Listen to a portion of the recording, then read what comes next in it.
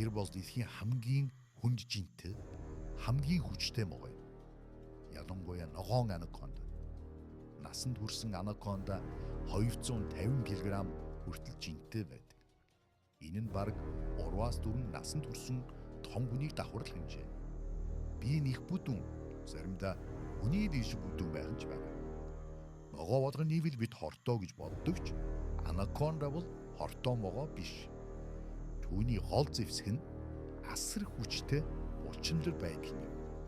Олзоо барьж аваад тэр амьтныхаа зүрхийг нь зогслол, цусыг нь гүүхэ байдал нь ороод шахдаг. Ингэх үедээ тэр амьтнаа 6-аас 7 тонн жинтэй тэнц хүчээр ороож боодог бол энэ нь бараг 4-5 машинаар тэр амьтнаа дарж байна гэсэн үг. Анаконда өөрөөсөө хамаагүй том амьтдыг ч барьж идэх чадвартай. Зэрлэг гахаа, буг, матрийг барьж идэх нь бол түүний хувьд жирийн нэг зүйл. Анакондагийн эрүүний яс нь хоорондоо уян хатан шөрөмсөөр холбогдсон байдаг тул өөрийнхөө толгооноос хэд дахин том амьтныг залгихдаа амаа асар том ангaalгаж чаддаг.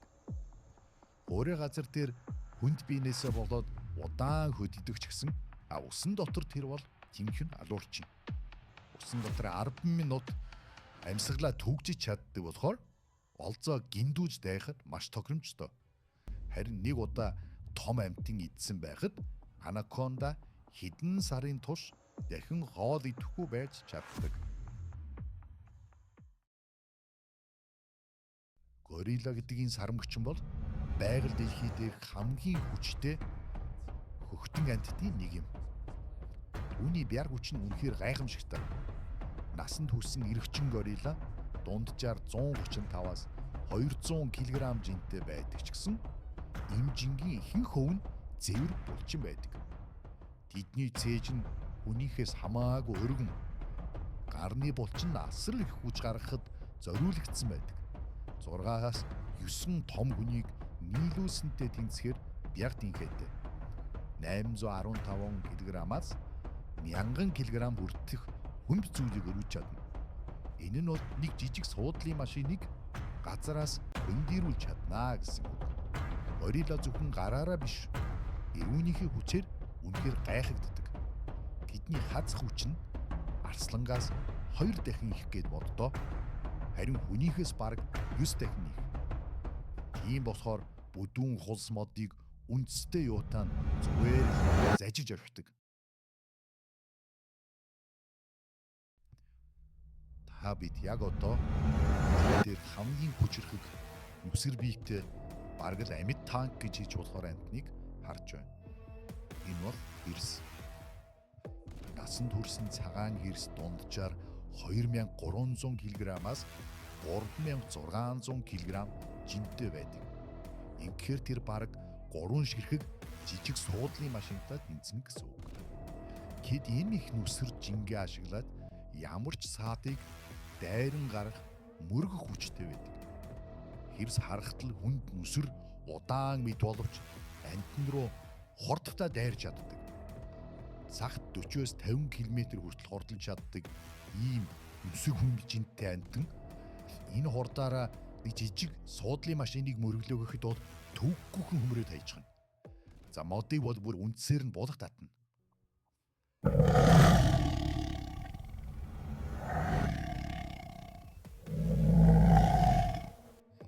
Бид яг одоо сүр хүчний бэлэгдэл болсон ягуар гэх амтныг харж байна. Ягуар бол муурын овгийн амтд дундаа хамгийн хүчтэй хаздаг амтан. Тэгээд ямар ч ангийнхаа гавлын ясыг нь шууд бяцаацах хүчтэй. Усанд маш сайн сэрдэг бөгөөд бүр матрийг ч гэсэн усан дотор хөөж барьж авч чаддаг. Ягуар нь арслан барнаас биеэр жижигхэн боловч хазах хүчээрээ бол тэдгээрээс хол давуу. Арслангаас л ихэд 2 дахин их хүчтэй хазж чаддаг. Тэрээр усан дотор аврах том матрийг барьж аваад өөрөөсөө хүнд жинтэй тэр матраа зуугаад яг тэр зуусан чигээрээ ихц өндөр эрг рүү мацаад гараа явчихдаг. За энэ түүнийг хүзүү нурууны бочин ямар их хүчтэй байгааг нь харуулж байдаг. Ерөн гэрээр өөрөөсөө 3-аас 4 дахин хүнд жинтэй олзыг бол цуугаад мод руу авираад гарчихдаг. Аль эсвэл өтгөн ширэнгэн ой дундуур хэдэн зуун метр чирээд явчих энэ чадвартай байдаг. Дунджаар нэг 100-аас 150 кг жинтэй олзыг хөнхөн чирээд явчихдаг гэхээр баг шиг үхрийг бол чирээд явчих. Тэр нь бол юу ч биш.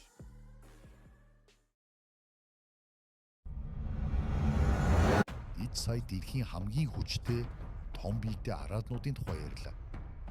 Тэгэхдээ яг өөрийнх нь биеинд нь харьцуулсан байдлаар хэн хамгийн хүчтэй вэ? Энэ бол бууцны цог. Энэ өөр мэт амьдралтай жижигхэн амтан өөрөөсөө 1000 гаруй дахин хүнд зүйлийг төвгүйхэн өрөвдөг. Энэ амтан ачаагаа ихэвчлэн ухарч дүрдэг. Хой төлнийх нь булчин маш хүчтэй хөгжсөн байдал нь энэтэй холбоотой. За тэр хүчтэй бөмбөлөг үүсгэж бууцны бөмбөлөг нэг газраас нөгөө газар аваачиж булдаг. Тэгтээ тэр хавийн хөрсийг сэрэгжүүлж агаар нэвтрүүлэх боломжийг нь оруулж байдаг учраас түүнийг байгалийн маш ашигтай амьтан гэж үздэг байна. Тэдний төрж зөөдөг бөмбөлгүүдэд наалдсан ургамлын өрнүүд нь шим газар зөөвдөж нэг газараас нөгөө газар очиж ургамал ургах таатай нөхцөлийг бүрдүүлдэг юм. Дөнгөж саяхан бидний ярилцаж байсан горилла өөрийнхөө жингээс 4-5 дахин их зүйлийг өргөдөг бол им жижигхэн цох өөрөөсөө 1141 дахин хүнд ачааг өргөдөг. Энэ нь цэцэрлэгийн хүүхэд 2 том автобусыг өргөнө гэсэн үг шүү дээ.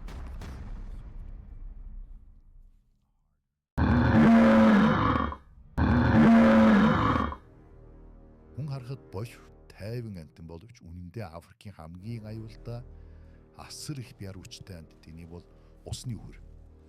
За түүний ам нь бол өөрийнх нь хамгийн гол зэвсэг нь насанд хүрсэн эмэгчин усны үхрийн хазах хүч нь бол ягуар болоод арслангийн ахлаас нь ч илүү 3 метрийн урттай материйг бол ганц хазагтаар дундуур нь тас татж орхино. Эсвэл бүр зузаан төмөр усны цавийг нэг таацах чадaltaй. Усны үхрийн доод суяа нь 50-аас 60 см хүртэл ургадаг гэж бодохоор бага насны хүүхэд зогсож байгаа өндөртөө тэнцүү гэсэн үг. Гэвэр энэ соёогоор зөвхөн хазах биш. Харин дайсныхаа биеийг нэгтсүүл бүхчтэй. Усны үхэр уурсан үедээ өөрөөсөө хамаагүй том заанийгч мөргөж соёогоор шахтууч чаддаг амтай.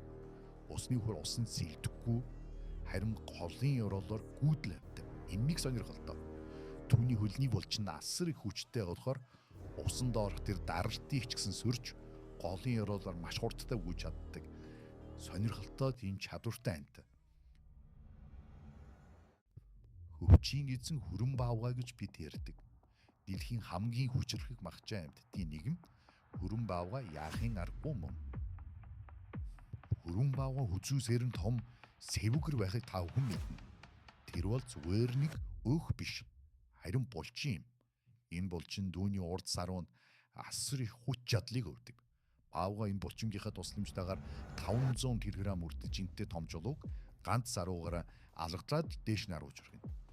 Ганц хүчтэй саруудах цохилт нь үхэр хандгаа зэрэг хэр том амтнуудын нуруу нухсыг нь шууд хугц өгч чаддаг.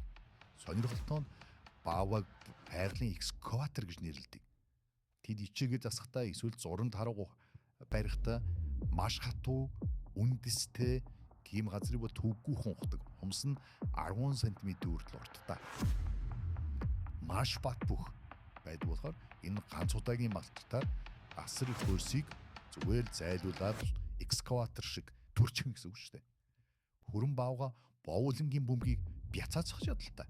За эсвэл одоо машины төмөр хаалгыг нэг таазах чадaltaй гэж хэлж бол. Тэдний ирүүний булчин маш сайн хөгжсөн тул зузаан ясвч төвгүй хүмүүлждэг. Бид баавгайг болж удаан л гэж боддог.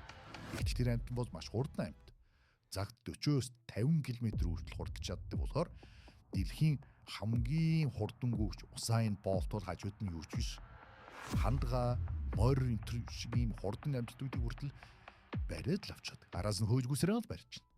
Зөвхөн тэгш тал дээр биш, уулын ихц үед маш хурдтай авирдаг.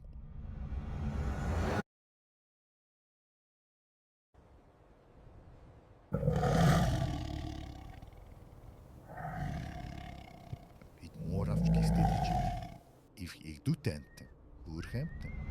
Тэгэхээр энэ муурнуудын хамгийн том, хамгийн бяртаа амт нь хэмбэ гэвэл тэр бол бар. Бүр арслангаас ч хүчтэй. Арсантай харьцуулаад илүү булчинлаг. Бие дааж ганцаараа амьдарч чаддаг аимшигтай ангууч.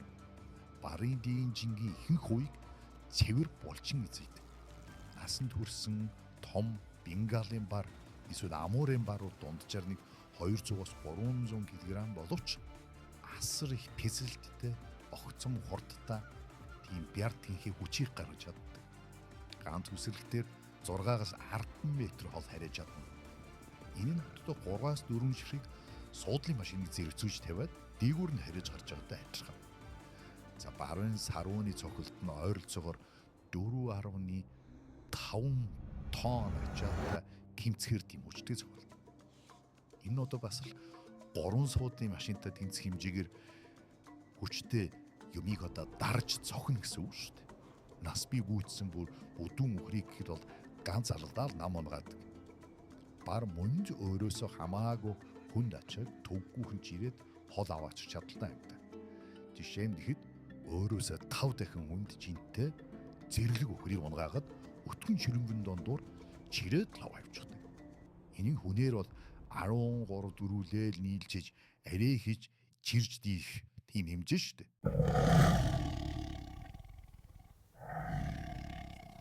Зан өсөр том биеийг инж биар хүчийг инж өөр ямар ч амттай харьцуулгүй том амтныг бид харж байна. Тэр бол байр дэлхийн жинхэнэ хүн жингийн авраг. Зааны хамар бол байрлалын инженерчлэлийн гайхамшиг гэж хэлж болно. Хамар нь ямар ч яс байхгүй. Зөвхөн буучинглаас бүрддэг. Сонирхолтой нь хүний биед 600 гаруй булчин байдаг бол зааны ганцхан хамартан л гэхэд 40 мянгаас 100 мянга орчим жижигхэн булчингууд байдаг. Заан зөвхөн хамраараа 300-аас 350 кг жинтэй зүйлийг өргөж чадна. Мөн асар том модыг үндсээр нь булах татах хүчтэй. Тэгсэн атлаа өвсний ганцхан ширхэг шийгч гсэн гинтэлгүй тасдаж авдаг барийн мэдрэмжтэй амт. Тиймээс тэр сайн цээгчин болж чаддаг. Мөн заан соёогоо ашиглан худаг гаргах, модны ховтос хуузах, бүр өөрөөсөө хүнд жимтэй модыг хөшиж өргөх чадвартай. Соёогоор мөргөхөд үүсэх хүч нь хэрс усны үхэр зэрэг авраг хүчтэй амьтдыг ч ухраах бүр хүнд шахтуулах чадaltaй. Насанд хүрсэн том Африкийн зан 6-аас 7 тонн жинтэй гэхээр хад чулууг хөдгөх эсвэл өтгөн ширэнгэн ойд зам гаргаж дайрч өнгөх чадвартай. Ойролцоогоор 9,000 кг ачааг чирэх чадaltaй гээд бодохоор 9 ширхэг суудлын машиныг цуулаад чирэх боломжтой гэсэн үг. Одоо бид заарт үхэр гэдэг бас нэг хүчнийг харж байна. Арктикийн мөсөн гарын үеэс өдийг хүртэл устдаж үлдээгүй амьд олдвор гэгддэг маш хүчрхэг энэ амтныг бол заарт үхэр гэж нэрлэдэг. Бие рүүгээ 50 м орчим зайнаас цагт 50 км туулахаар тийм хурдаар гэж мөргөлддөг. Ингэж мөргөлт хүч нь автомашинаар бол 30 км цагийн хурдтайгаар явж байгаад хан мөргөхдөө яг ижиххэн зүйл. Харин тэдний тархи нь 10 см орчим зузаан эвэрлэг бүрхүүлтэй. Ийм хүчтэй зузаан дуулгаар хамгаалагдсан байдаг болохоор тэд нар бэртлээс өөрсдийгөө хамгаалдаг гэсэн. Тэд бол их ухаантай амт. Заарт үхэрнүүд махчин амтнаас өөрсдийгөө хамгаалахдаа дэлхийд өөр хааж байхгүй бүслэгтийн тактикийг ашигладаг. Бүгд тойрволоо зогсчихно. Тэр гадагшаа харцаагаа зогсчихно. Тэгээд туулнуудаа тойргийнхоо голд нуучдаг. Үүнийг нь ямар ч махчаа амт нэвтэлж чаддаг.